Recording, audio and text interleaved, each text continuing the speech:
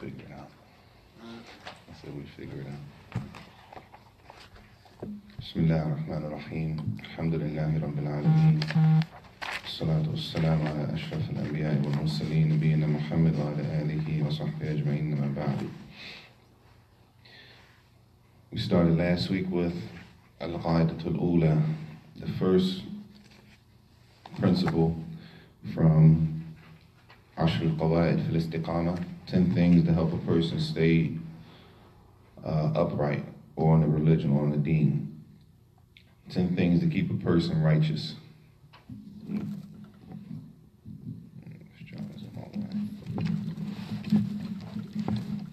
Hold up.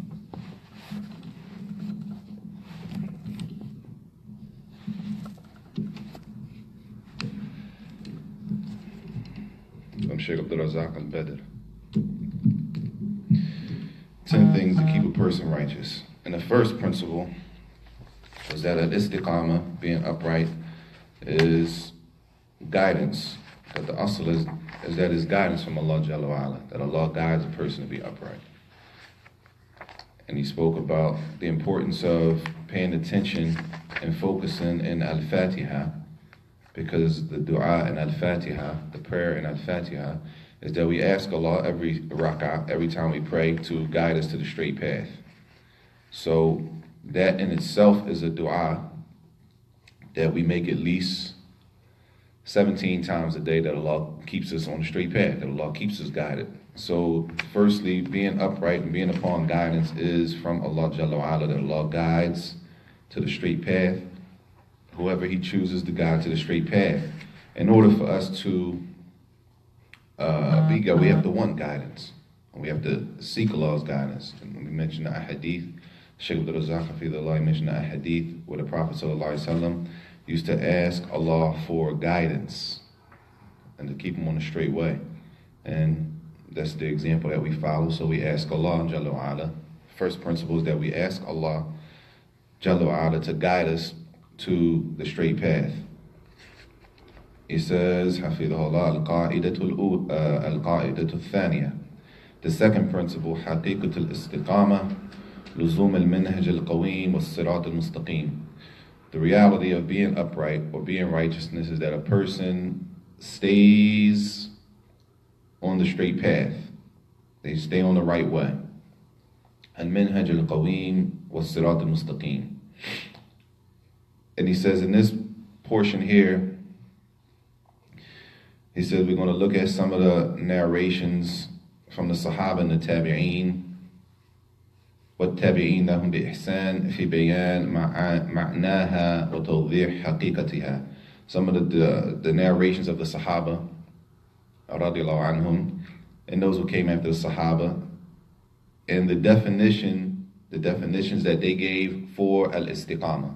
We translate it as righteousness or being upright, right? Just in general, but what's righteousness, right? Righteous, say somebody's righteous or upright, that can include a lot of things. A lot of things are included in that, and that's what we want to see from the definitions that, starting with Abu Bakr as-Siddiq radiallahu anhu, and the people that came after Abu Bakr radiallahu anhu, that being upright or being righteous is, or the word al-istiqamah is general. It's general, and it includes a lot of things, right? To narrow it down, or not saying to narrow it down, but just to use the word upright, even that word, what does that include? If we say upright, that includes a lot. So he said we'll look at some of the definitions that they gave to see what is considered righteous, or what is considered to be upright. And he mentioned approximately 9, I think, definitions. 9 definitions. We won't say they're different because they all fall under the definition of al-istiqamah, of being upright. طيب. He says, قال الصديق الأمة أبو بكر رضي الله عنه في تفسير قوله تعالى. Abu Bakr described it and explained the tafsir, the tafsir, the explanation of the ayah, and this can be found in Tafsir Tabari. The tafsir of the ayah, إِنَّ الَّذِينَ قَالُوا رَبُّنَا اللَّهُ ثُمَّ اسْتَقَامُوا. Those who say, I believe in Allah, and then they are upright. They're upon istiqamah, right?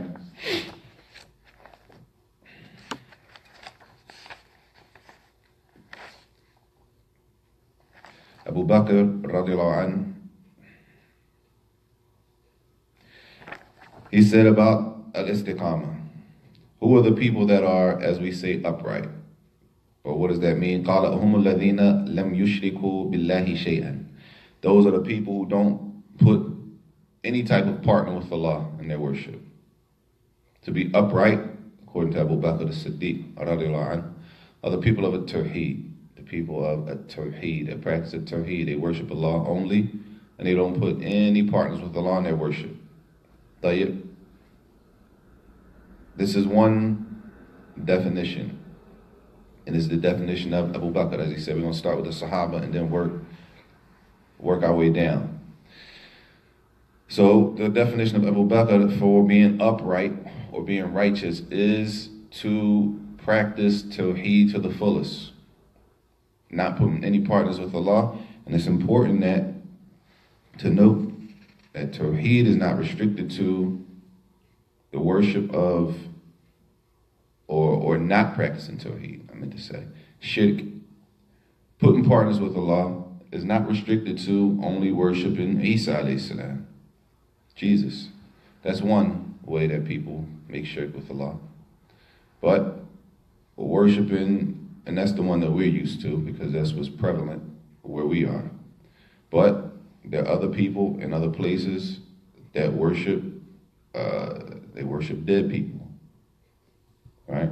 They worship people that are dead. Some people worship animals. It's different things in different parts of the world and that's why it's mentioned in the books, because it's not restricted. Books are not written for one area.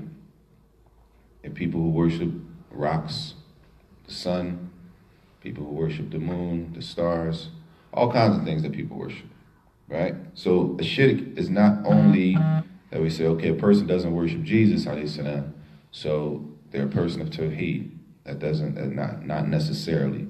He says, هُمُ الَّذِينَ لَمْ يُشْرِكُوا بِاللَّهِ شَيْئًا, that they don't worship anything. They don't do any type of worship for other than Allah, which includes showing off. Ar-Riyah. Ar-Riyah is a form of putting partners with Allah, showing off that a person does an act of worship, not for Allah, but they do it and they make shirk with Allah. They do it because they see somebody watching them, or they want to be heard by somebody, or they want somebody to see them. As the Prophet ﷺ said in the hadith, that a person stands up to pray. When they go to pray, they beautify the prayer, not for the fact of getting a reward of praying according to the sunnah of the Prophet ﷺ, but they beautify their prayer, when they stand to pray, because they see somebody watching them. So based on that person watching them, they increase and they beautify the prayer to the best of their ability. And he described this in the hadith of Ar-Riyah, hidden shirk, which is to show off in worship, or it could be trying to be heard, maybe Qira'at al-Quran, a person's reciting, and they hear people listening to him recite. We're not talking about the salat, because from the salat is to beautify the recitation. You're supposed to beautify the recitation in the salat. But if a person's in the masjid reading, for example, and they see people watching them reading or something like that, and that they raise their voice and beautify their voice so that the people watching can hear them and say that, mashallah, you have a beautiful voice. So a shirk that Abu Bakr has talked, that he mentions generally, and shirk in general is not restricted to worshiping Jesus, alayhi salam. طيب, the second definition, وروي عن عمر بن الخطاب رضي الله عنه أنه قرأ هذه الآية على المنبر إن الذين قالوا ربنا الله ثم استقاموا فقال لم يروغوا روغان الثعلب. That Umar ibn al-Khattab radiallahu anhu, he was on the minbar. He was standing on the minbar and he read this ayat, إن الذين قالوا ربنا الله ثم استقاموا. Those who say, my Lord is Allah, and then they are upright. he says the meaning of upright here, istiqamah, that they don't go and deviate. They don't leave the straight path like a snake. You know, a snake swivels and swerves when he moves. That the person doesn't come off the straight path like that. That they stay on the straight path. Allahu A'lam. And that's Umar ibn al-Khattab radiallahu anhu. Now, the definition of Umar is not literally word for word the definition that Abu Bakr gave, radiallahu anhu, right? Abu Bakr said that the person doesn't put partners with Allah in anything. Umar says that they don't leave the straight path. They don't swerve and deviate from the straight path. Are they the same? I think they're the same. With regard to the meaning. When you say same, do they carry the same meaning? Abu Bakr says Al-Istiqaamah, being upright, is not to put partners with Allah in anything. Right? Those are the people who don't put partners with Allah. They practice Tawheed. Omar says that, radiallahu anhu, that they don't leave the straight path. They don't swivel and swerve and deviate from the straight path. Do they carry the same meaning? No. Yes. No, yes. Scholars different. I mean, you look at it the same, but like the meaning could be a little different. The meaning could be different? You say no? The meaning is the same? Yeah, with regard to being upright, yeah. With regard to being upright, the meaning is the same. Sheikh? The meaning is the same. The meaning is the same. Not putting partners with Allah is the straight path. That's the straight path. That's the origin, the asl of the Tawheed. Istiqamah, the asl of being upright is that a person's practices a Tawheed. Now when you say don't leave the straight path, as Umar radiallahu anhu said, that a person doesn't swerve and deviate like a snake does and they don't leave the straight path. Well, what is the straight path that they will leave? The Tawheed, right? So that a person doesn't leave that is Istiqamah. Meaning they describe it in different ways, but they hold the same meaning, right? And the rest of them will come like that. Sometimes they'll mention the exact same thing, and sometimes they'll mention it with a different wording. The third one, عن ابن عباس رضي الله عنهما في معنى قوله تعالى ثم استقاموا. And the meaning when Allah says, and then they are upright. Ibn Abbas says, على الشهادة أن لا إله إلا الله. He says that they are upright with regards to the shahada, with regards to the statement, La ilaha illallah. Meaning, how is a person upright with regards to the shahada? What makes a person upright with regards to the shahada, La ilaha illallah? Same thing once again. Huh? Stand upon Tawheed, that they practice a Tawheed and that they implement the shahada. What is the shahada? The statement, if I say ashhadu an la ilaha illallah wa ashhadu anna Muhammadan Rasulullah, what does that necessitate from me or from anybody? When we say that word, what does it mean we have to do? What does it mean we have to stay away from? Right? To uphold the shahada in action, in statement and action. Now we just say it. Now we can't follow it up with action. Ashhadu an la ilaha illallah wa ashhadu anna Muhammadan Rasulullah. We say the statement, now what action is required after that?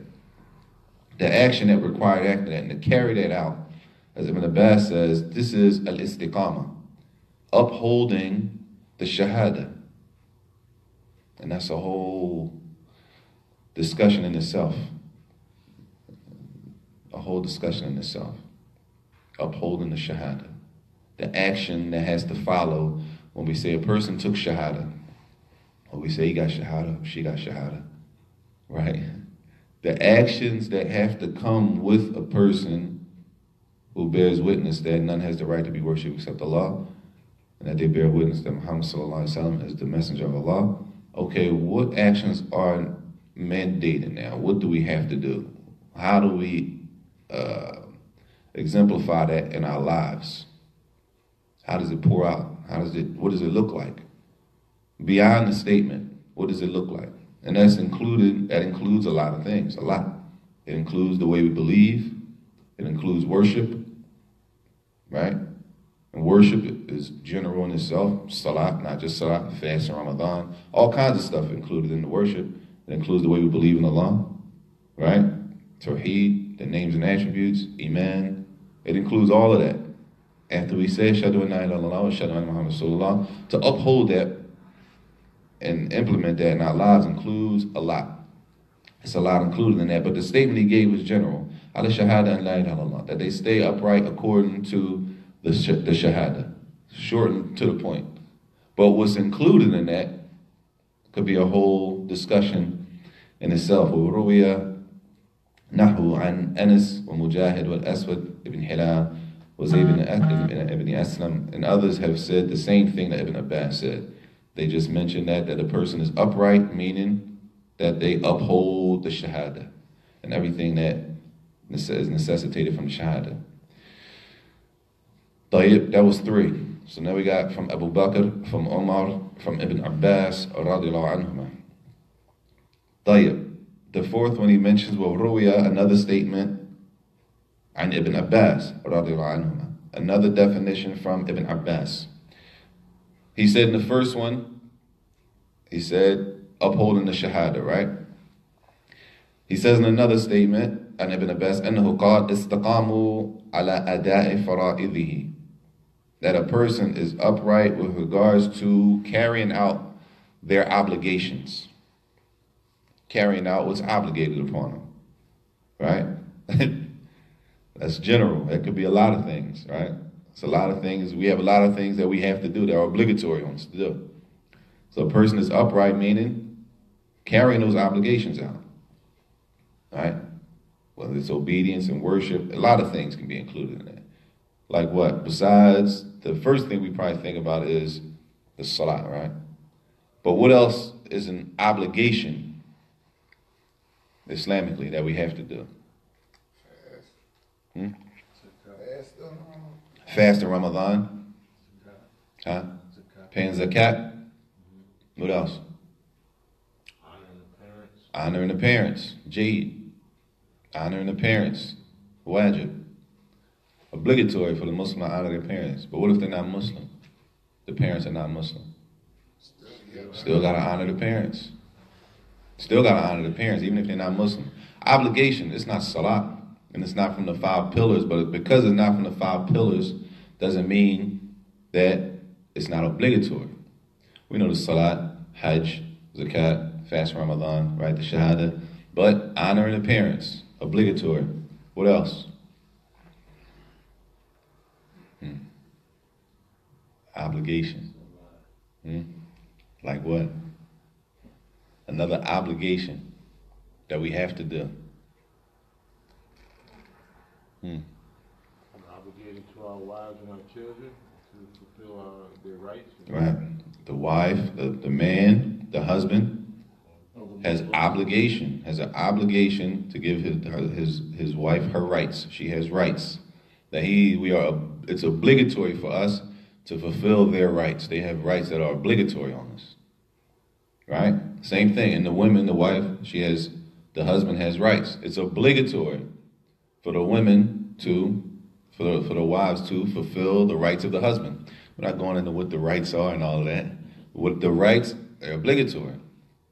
Right?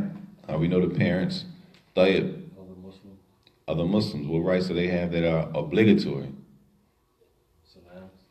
Giving the salams or Returning the salams. which one? Giving or returning? Returning Returning the salams obligatory. when they sneeze. Returning the salams, obligatory to return them. Because we look at each other too.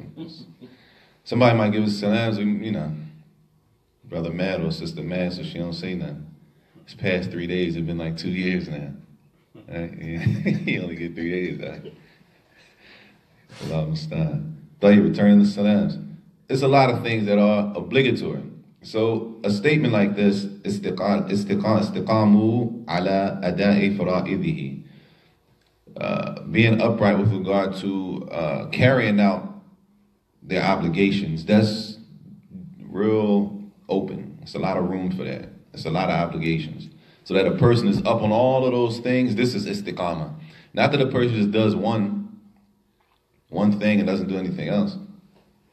That one thing, that's khair, but it's a lot of other things included. Tayyib, anything anymore? Huh? It's a lot. Just to make the point that it's not just from the haqq of the Muslim. Wajib, that's up for debate. If it's obligatory to respond to the person who's sneezing, haqq of the Muslim is definitely a right. The janazah, Jayid, praying over the Muslim when the Muslim dies. That's communal though, right? Communal is but it's an obligation. Somebody got to do it. It has to be done. A Muslim dies, visiting the sick, that stuff. You see how wide it can get? It's not just that you prayed all 5 and you good, right? Jayid, praying over the Muslim, or even with that, washing. When a Muslim dies, washing of the body, wrapping the body, things are, even though they're commute, somebody has to do it. Farad kifaya, it's obligatory. So that statement is general. Tayyib, that was on Ibn Abbas. The 5th one, عن أبي العالية قال ثم, about the same ayah, ثم استقام, and then they are upright. It says ثم أخلص له الدين والعمل, and this shows, it gets a little more vast, we'll say, as far as the meaning. He says, and then they say, my Lord is Allah, and then they are sincere when it comes to their deen and their worship and their actions. Sincerity with the deen and sincerity in the actions. That this is the meaning of being upright, having ikhlas, right? Now, to say having ikhlas, that doesn't negate the other ones that came before it. Right? They can all fall under the same thing. From upholding the shahada is having ikhlas, right? From upholding the meaning of the shahada is having ikhlas, as the ulama mentioned, from the shurut, from the conditions of la ilaha illallah, is sincerity. That a person is sincere when they say it, that they sincerely believe it. So it doesn't mean that the next definition wipes out the definition before it. Okay, that they're all inclusive, but they mention them with different words. He said that a person is sincere, that a person is sincere in their actions regarding to the religion. Tayyib. What was the companion? This is Aliyah? Abi al-Aliya. Abi أبي Aliyah. عالية قال ثم أخلصوا له الدين. طيب, that was 5, because we had one on Abu Bakr, the second one on Umar, 2 on Ibn Abbas. That's 3 and 4 on Ibn Abbas, and that 3rd one on Ibn Abbas, it was many others that said it also. Anas, Mujahid, others said the same thing. Number 6, وعن قتادة في قوله تعالى ثم استقاموا. Qatada, does anybody know who Qatada was? Qatada, famous name. Qatada is famous for tafsir of Quran, famous for explaining the Quran. Qatada. عن قتادة في قوله تعالى. Now he's explaining this ayah. And a lot of these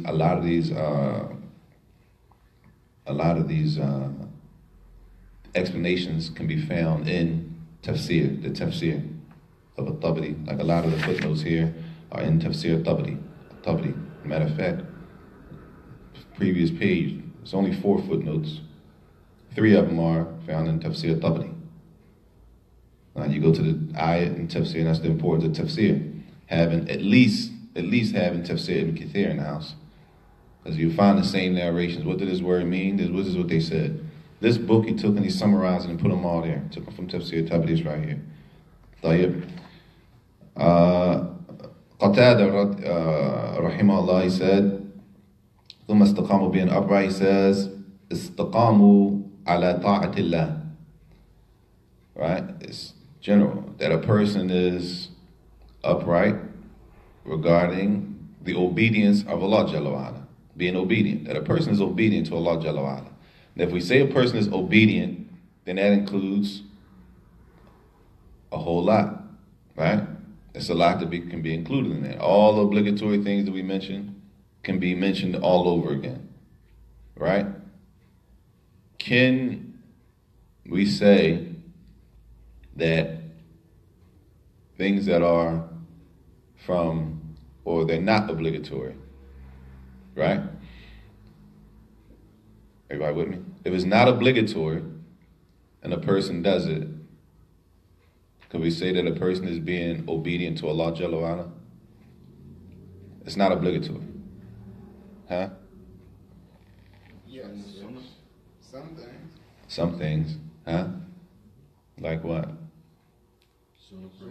Sunnah prayers. Tayyib. 2 sunnahs before Fajr. Right? Not obligatory, but a person comes and do them, and they perform their 2 sunnahs before Fajr. This is obedience to Allah, right? How? Form of worship, right? It's a form of worship. Jade. Form of worship. Worship. Right? It falls under the term, which is general, ibadah. Everything that Allah is loved and pleased with. And again, if Allah or the Prophet ﷺ, if they command us with something or they guide us to something, then it shows that that thing is pleasing, that it pleases them, that it is pleasing to Allah Jalla wa Ala, and that it falls under the category of worship, because worship in itself is a very general term. Worship. The first thing we might think of is salat, the major pillars, but a lot of other things fall under worship, just like obligatory.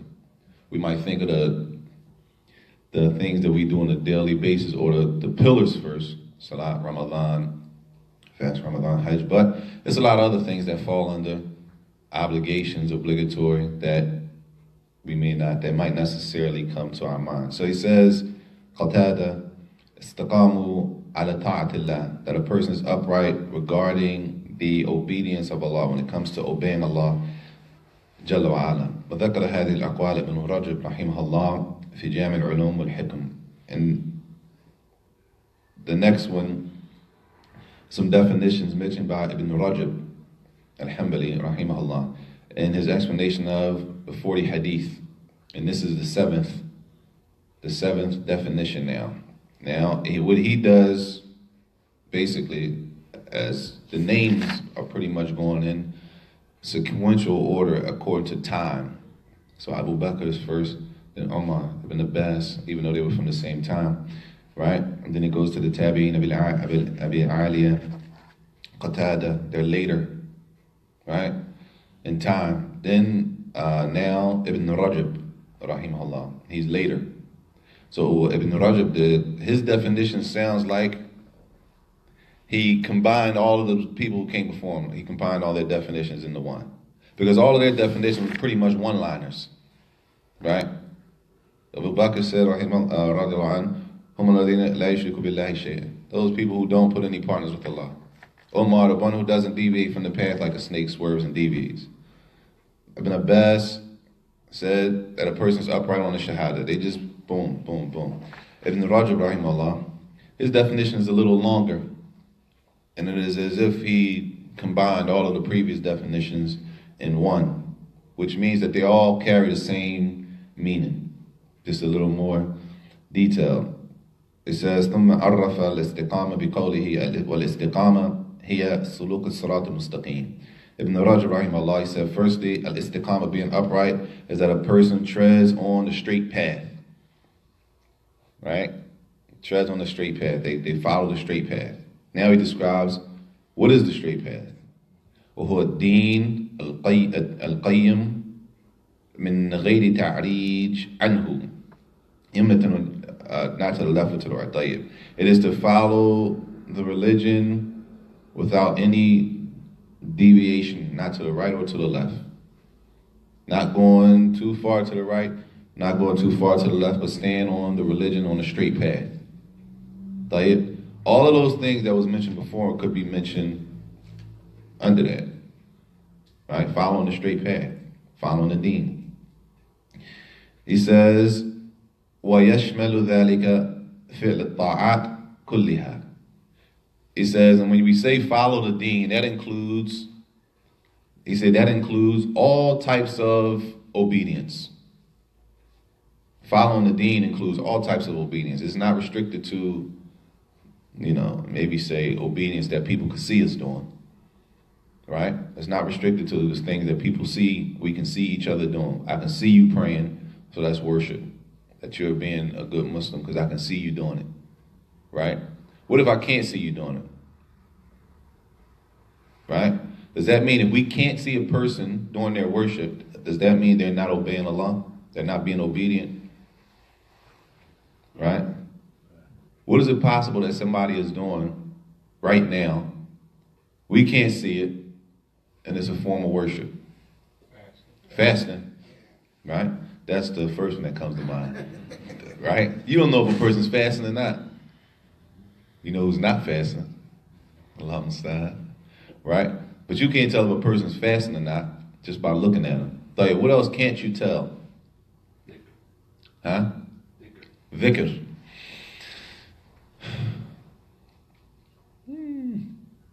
Maybe. If you're sitting here making dhikr in front of me, I may see you making dhikr. Right? I might see your hands if you're doing something with your hands. Or at least your tongue, your mouth is moving. Right? So I might be able to see that. Something else that I can't see or we can't see, and a person is sitting right in front of us.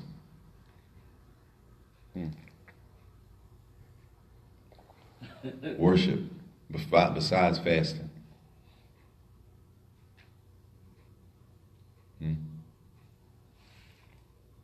Let me look here because somebody might say, I don't know. See, you don't look at the thing. Huh? Somebody's sitting in front of us, and we can't see that they're doing this worship outside of fasting. A dhikr, their mouth might be moving, or they're using their hands. Some brothers might be using the dhikr beads. You use dhikr beads? No. I'm just asking. Alhamdulillah. Huh? Tayyib. A person, you can't look at a person and tell, for example, what's in their heart. Ikhlas, right? Sincerity is an action of the heart. You can't look at a person and tell if they're sincere or not. You can't look at a person and tell if they have love for the Messenger, sallallahu alaihi wasallam, right? You can gauge off what you know from a person, from what I know from them. But if a person comes in front of you that you don't know from a can of paint, right? Can you say that they don't have love for Allah and His Messenger, sallallahu alaihi wasallam? Can you say they don't have hope that Allah is going to forgive them? The actions of the heart, all of the actions of the heart, that a person comes in front of you and you don't know them from a can of paint, as we said, right? And they have those actions of the heart that we won't be able to see. We can say, well, if you loved Allah and His Messenger, you will see it on the limbs. But a person walks in front of you right now, they come here to pray, and they sit down, they offer to, and they sit down, and they sit next to us. We have nothing to judge them on based on, we don't know them, right? It's possible that they have those actions, they have the ikhlas, sincerity, muhabbat, love, and all of those things going on that we can't see. All of that's worship. All of that is obedience to Allah Jalla wa Ala, that we can't see. That we can't see. So he says, وَذَلِكَ فِعْلُ الطَّاعَاتِ كُلِّهَا, and he says here, الظَّاهِرَةِ وَالْبَاطِنَةِ, the things that we can see from each other, like dhikr, salat, hajj. And he says the things that we can't see. The things that we can't see. Right? The internal things, which we know, of course, fasting, but those other things, ikhlas, love of the religion, stuff like that.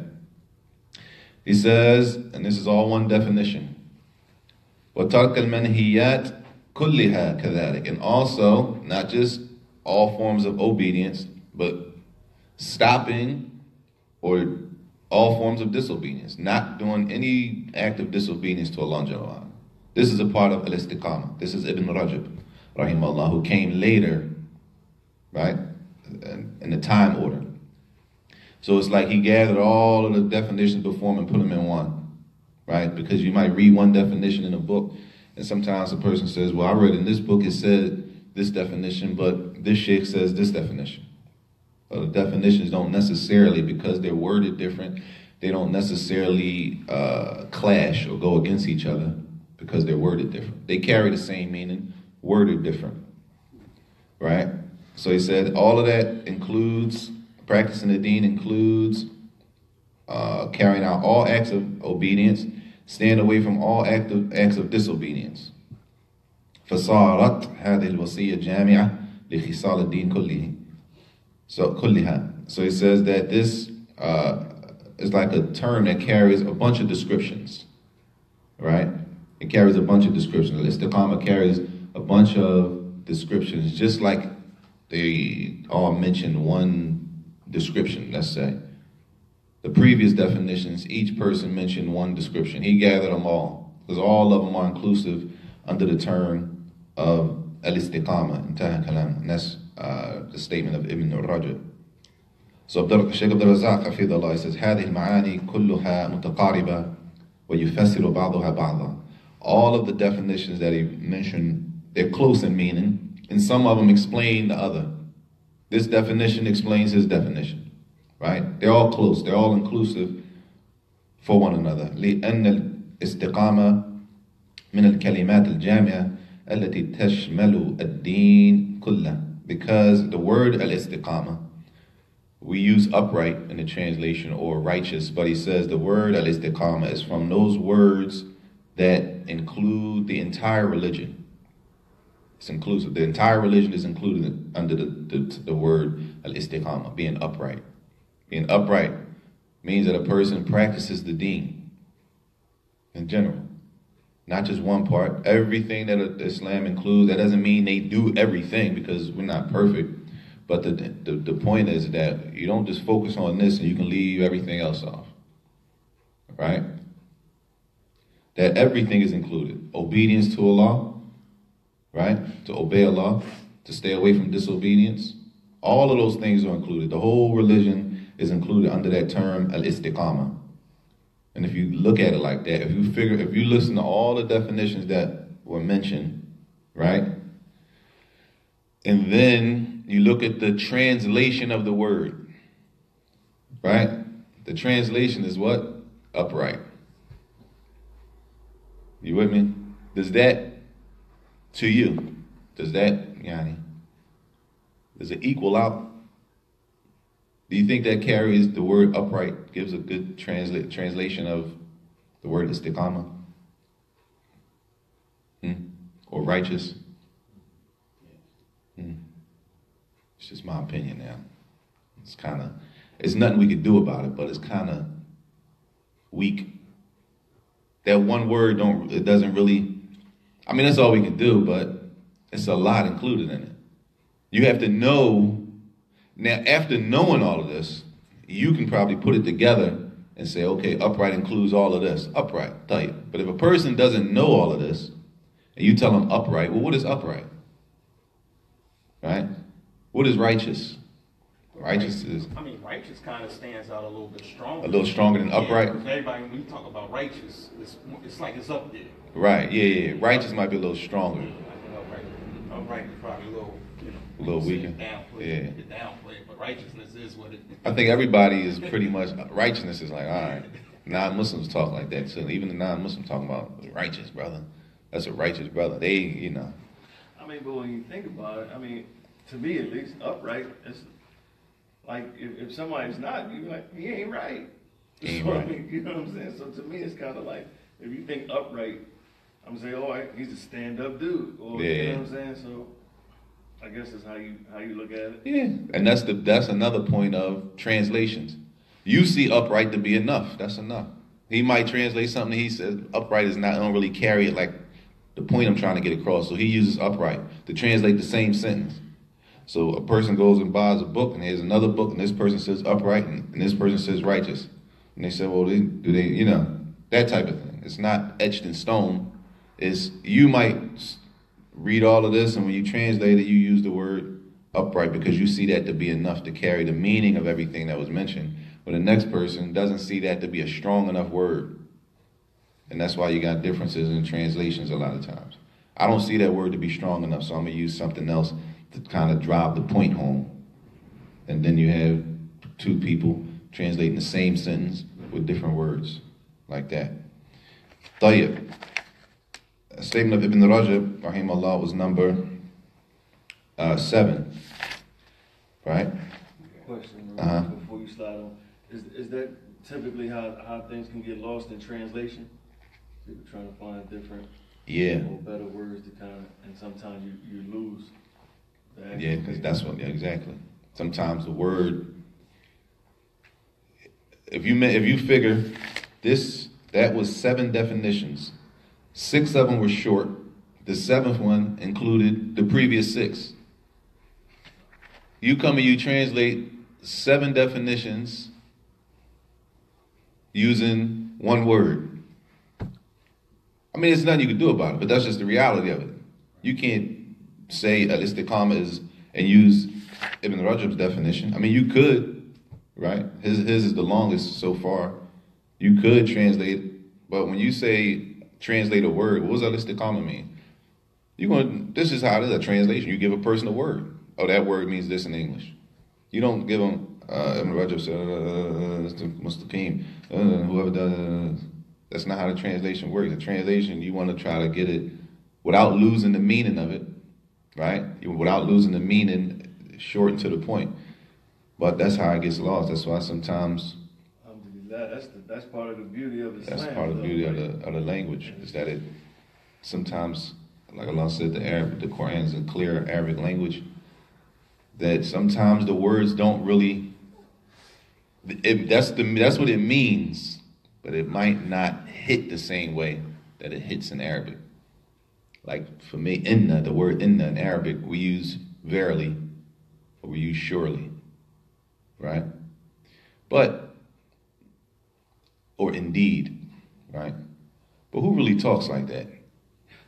Who really talks and says, indeed, I saw him coming down the street, right? Because inna is used to emphasize something. That's what it's used for in Arabic, inna. So it's used in Arabic to put emphasis on something, meaning when I'm talking to you and I use inna, or when like Allah used inna in the Quran, that when I use this now, I remove any doubt that you have about what I was saying. You had some doubt about what I was saying, I'll say inna Muhammad, inna Muhammadan ja, right? If I translate that in English, if I say to you, surely he's coming down the street, or verily he's coming down the street, you like, it doesn't, that's the translation, but the meaning, what inna carries in Arabic is not really the same, but it has to be translated. You know what I'm saying? Like in the beginning of Surah Al-Asr, wal asr, innal insana lafi khusr. At the beginning of the translation it says surely, or verily by the time, or surely by the time, but that doesn't carry everything that's in the Arabic. And that's part of losing the strength of it through translation, because you have inna, but you also got the wow, wal asr. Allah swears. So you got Allah swearing with the wow al-qasam. Wal asr. That's one. And then Allah emphasized it after that with inna. So if Allah swears by something, then you already know the strength and the severity of the statement that's coming after that. But he didn't just swear by it. Then he used inna for emphasis, which removes any more doubt that a person might have had. So he used the waw al-qasam, and he used inna. And then he used the lam after that. Lafi khusr. So he used 3 things that show in the Arabic language is heavy, serious, remove any doubt from a person. But then when we translate it in English, it says, indeed. Right? Stuff like that, it's not that it's wrong, but a person might say the weight of it may not, you might not get the same weight when you hear it, because indeed, or surely, or verily, it's not as strong as the wording. Not to say that translation is wrong now, just saying the reality of translating. Ibn Qayyim, the last definition is from Ibn Qayyim, rahimahullah. قال ابن قيم رحمه الله فالاستقامة كلمة جامعة آخذة بمجامع الدين. He said it's a comprehensive word, a general word that includes everything in the religion. Everything is combined in the word al-istiqamah, which we'll use to say righteous. I think righteous holds a little more. I think it's here. Righteous. Yeah. That's the more correct view. Righteous. He says, وَهِيَ الْقِيَامِ بَيْنَ يَدَيِ اللَّهِ عَلَى حَقِيقَةِ الصِّدْقِ وَالْوَفَاءِ بِالْعَهْدِ. And there's a person stands before Allah, or they carry out their actions with, and they're truthful with Allah Jalla wa Ala. Basically, a person is sincere in carrying out and fulfilling the actions and the requirements that everything could be said, everything was said before with the shahada. And the actions and statements that a person carries it out to the best of their ability according to the Quran and the Sunnah of the Prophet sallallahu alaihi wasallam. And they carry out and uphold what we're supposed to uphold, which is another definition that could include a lot of things. And that's why the most important thing he says here is Al-Istiqaamah, Ibn Qayyim rahimahullah, Fal-Istiqaamah, kalima jami'ah, akhida bimajami' ad-din. It's a general word. Istiqaamah is very general, it's very broad, that a lot of things in a religion could enter into the definition of righteous, or being righteous, al-istiqamah. That is 7 or 8. 8 definitions. The last 2 being, which is the one of Ibn Rajab, his definition pretty much included the previous 6. He had the long one. He included everybody else's definition and made the longer definition. Then Ibn Qayyim rahimahullah, he had a definition which is short, but it is also inclusive of the ones that came before him. And we'll stop there for the 3rd principle next week. We'll continue with the 3rd principle next week. Asl al-istiqamah, istiqamat al-qalb, which is the origin. The origin of being righteous is that the heart is righteous. That's the asl, that it starts with the heart. Any questions? We'll stop there, inshallah. Wa sallallahu wa sallam wa barak ala nabiyyina Muhammad wa ala alihi wa sahbihi wa sallam ajma'in.